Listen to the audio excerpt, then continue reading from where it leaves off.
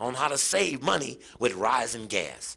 Now, when they say live from Rockefeller Center, it's the Today Show. They don't say that they are the same people as Exxon and Mobil. So when they say drive one less day a week, they don't say we're benefiting from your stupid ass.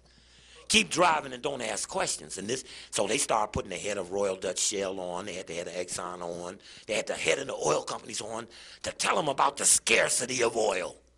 And you don't know that's true or not. The hunky lied on everything he ever said, so where the gas is can't be true. It can't be true. But for some reason, the people who are responsible for focusing us on things have some things that are prohibited from focus. Yeah. What a church would make a good point to rise up against high oil prices. Say the Lord one day told me to fight this thing. And the church goes to the gas station and holds a sermon and lays down, and they don't sell gas that day because God told them to shut them down. But for some reason, God ain't got the Exxon Mobil. God didn't get the JP and Chase and the Brookings Institute and the American Enterprise Institute and look this company up, Abraxas. You hearing a lot about Blackwater? What's the name of that group over there killing people? Well, there's 176 other corporations over there that do private security. They just one of them. They got all the focus on them. I'm telling you, look up Abraxas. Look up Spectal, S-P-E-C-T-A-L. Spectal, S-P-E-C-T-A-L. Look them up. And there's 176 others of them who probably are doing it. But what does that say?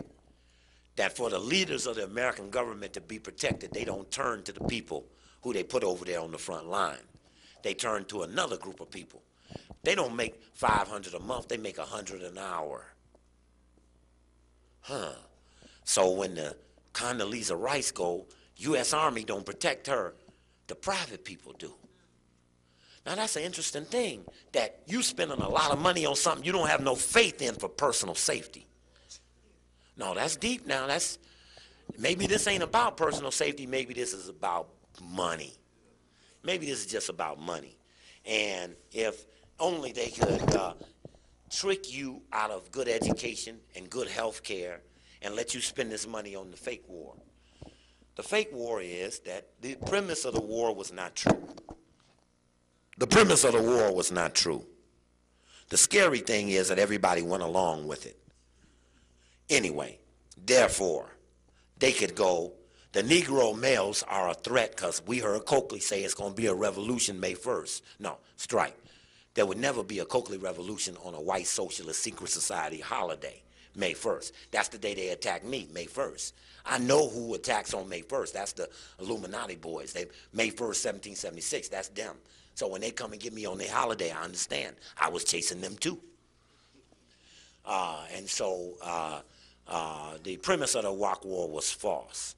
The United States American media tricked the people into believing that Saddam Hussein was responsible for the war in Iraq. Evidence shows that he was trying to set up the war in Iraq before 9/11.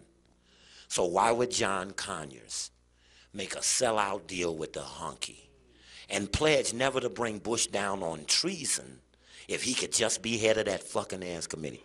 Excuse my language. How could he do that to us? Because it was treason. It was a conspiracy to shift the focus. No family has a closer relationship with the Osama bin Laden people than the Bush family. So why play game with me and play game with you and pawn this off on the other guy who embarrassed your daddy? But $2 billion a day go to that. No billion a day go to us.